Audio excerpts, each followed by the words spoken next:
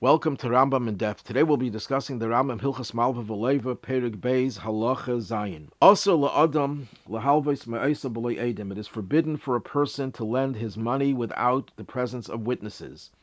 And the Rambam adds, V'afilu l'talmid chacham, even a Torah scholar, you can't do that. Then the Rambam concludes, and what's the reason for this? V'chol hamalvim b'loi edim, Iver mishum Lifnei Iver. Anyone who lends money without witnesses is guilty of the sin of Lifnei Iver, putting a stumbling block before the blind, because you're going to cause the person to deny the loan because there are no witnesses there, and he's going to be guilty of lying and not repaying his debt. So you're the facilitator of that. That is an avera. And the second reason, he says, V'gayrim klolo latzma, you're causing a curse to come upon yourself. People will curse the lender. When the borrower denies that he owes the money, people are going to look at the lender and says, you're trying to extort money from this person, and they'll curse him. So it's not good for you on two counts. Number one, you'll be Iver Lifnei Iver. Number two, you'll cause people to curse you. So the question is asked by the Tumim, Rabbi and Eibeshitz. So if you look in this halacha, the source of this halacha is the Gemara above Metzia Daf Ayin Hayamad Beis. And there the Gemara says the opposite.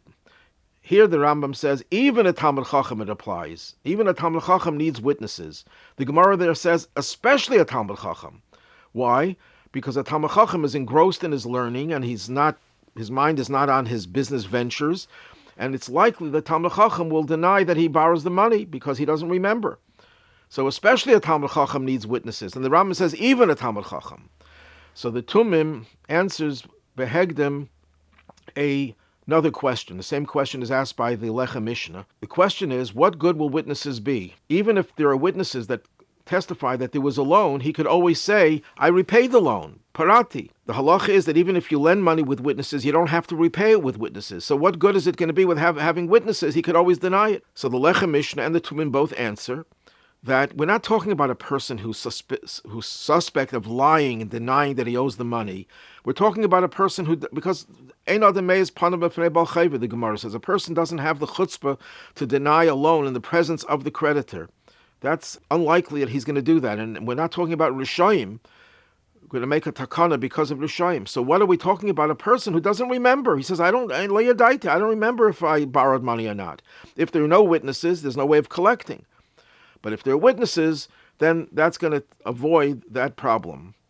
So where is there more a possibility, or less of a possibility of a problem? For a Talmid Chacham. Because the Talmid Chacham, even if he doesn't remember, but still, lots of Sidei Shemayim to satisfy his moral responsibility between him and Hashem, even though he doesn't remember borrowing, but in his own mind he'll say, if someone is saying to me that I owe the money, I'm not going to take a chance, and I'm going to pay the debt. So the Rambam is right that the Chiddush is even a Talmid Chacham, because the Talmid Chacham is not going to not pay the debt, even if he doesn't legally have to. The courts can't enforce it, but B'Latzis Dei Shemaim, he's going to pay the debt. So that's the Chiddush is even a Talmid Chacham. So why does the Gemara say the opposite? That Talmid Chacham needs the takana of witnesses even more. So there, the Tumim says the Gemara is talking about a shliach.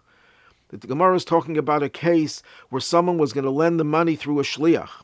If there's a shliach, then if a shliach causes you, shliach is like a witness also. And whenever there's an eid echad, one witness is not believed the way two witnesses are to make you pay. But one witness is enough to make you have to swear. But if you can't swear, in this case, the Talmid Chacham can't swear. Why? Because he says, I don't remember. You can't swear on something that if you don't remember.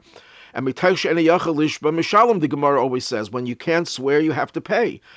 So in this case, the Talmid Chacham doesn't need the witness. We don't need the witnesses for the Talmid Chacham. Mitzad Lifnei Iver leisitim michshel, because there won't be any michshel. He'll repay the debt. But the problem is of the klola. There's a bigger problem for a Talmid Chacham, because there's a likelihood that Talmid Chacham will deny that he owes the money. So even if he's willing to pay up, but still, he's going to deny that he owes the money, and therefore people are going to curse the creditor that you forced this Talmid Chacham to pay when he doesn't really owe the money, people will say, and they'll give a klola to the lender.